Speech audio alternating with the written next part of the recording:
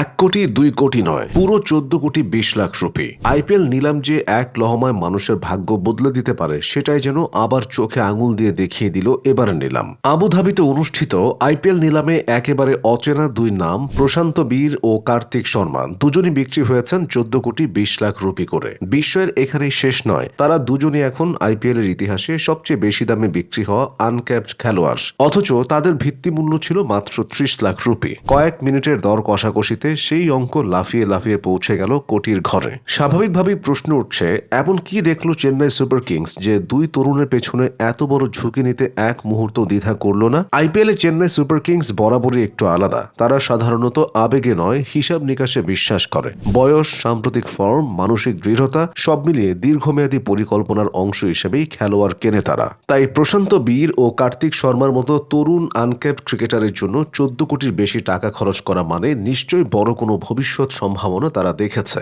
প্রশান্ত বীর একজন বাঁহাতি স্পিন বোলিং অলরাউন্ডার, বয়স মাত্র 20। এখন পর্যন্ত তার ক্রিকেটীয় রেজুমে খুব ভারী নয়। প্রথম শ্রেণীর ম্যাচ খেলেছেন মাত্র 2টি, টি-20 খেলেছেন মোটে 9টি। এই ফরম্যাটে তার উইকেট সংখ্যা 12, ব্যাট হাতে করেছেন 112 রান, সর্বোচ্চ অপরাজিত 40। কাগজে কলমে দেখলে এই পরিসংখ্যান দিয়ে 14 কোটি রুপি মূল্য নির্ধারণ করাটা প্রায় অবিশ্বাস্যই মনে হয়। কিন্তু চেন্নাই হয়তো শুধু পরিসংখ্যান দেখেনি, তারা দেখেছে সম্ভাবনা, স্কিল সেট আর ভবিষ্যৎ ব্যবহারযোগ্যতা। চলতি বছর উত্তরপ্রদেশ টি-20 লিগে প্রশান্ত ছিলেন চোখে পড়ার মতো পারফরমার।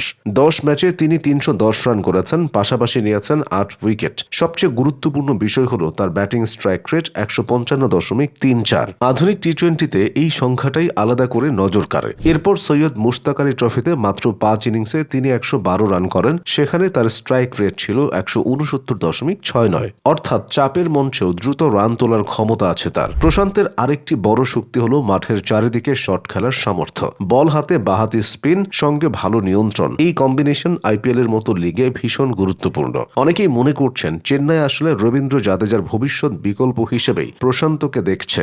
জাদেজার অভিজ্ঞতা, অলরাউন্ড দক্ষতা আর ম্যাচ উইনিং ক্ষমতার উত্তরসূরি খোঁজাটা চেন্নাইয়ের দীর্ঘমেয়াদী পরিকল্পনার অংশ। আর সেই জায়গায় প্রশান্ত বীরকে তারা উপযুক্ত মনে করেছে। কার্তিক শর্মার গল্পটা আবার একটু ভিন্ন। বয়স মাত্র 19, কিন্তু আত্মবিশ্বাস আর পারফরমেন্সে বয়সের ছাপ নেই। তিনি একজন উইকেট কিপার ব্যাটসম্যান, ডানহাতি মিডল অর্ডার খেলোয়াড়, যার সবচেয়ে বড় শক্তি ছক্কা মারার দক্ষতা। প্রথম শ্রেণীর ক্রিকেটে তিনি খেলেছেন 8টি ম্যাচ, লিস্ট এতে 9টি আর টি-20তে খেলেছেন 12টি। এই বয়সেই প্রথম শ্রেণীর ক্রিকেটে তার 3টি সেঞ্চুরি আছে, লিস্ট এতে আছে 2টি। টি-20তে 11 ইনিংসে 2টি 50 করেছেন এবং এই ফরম্যাটে তার স্ট্রাইক রেট 162.92। কার্তিকের ছক্কা মারার পরিসংখ্যানও নজর কাড়া। মাত্র 11 ইনিংসে তিনি ছক্কা মেরেছেন 28টি, অর্থাৎ প্রায় প্রতি ইনিংসে নিয়মিতভাবে বাউন্ডারি লাইনের বাইরে বল পাঠানোর ক্ষমতা তার আছে। রঞ্জি ট্রফিতে অভিষেক ম্যাচেই সেঞ্চুরি করা মানে মানসিক দৃঢ়তার প্রমাণ। রাজস্থানের হয়ে গত মৌসুমে বিজয় হাজারে ট্রফিতে 8 ইনিংসে 445 রান করেছিলেন কার্তিক, যা ছিল দলের মধ্যে সর্বোচ্চ।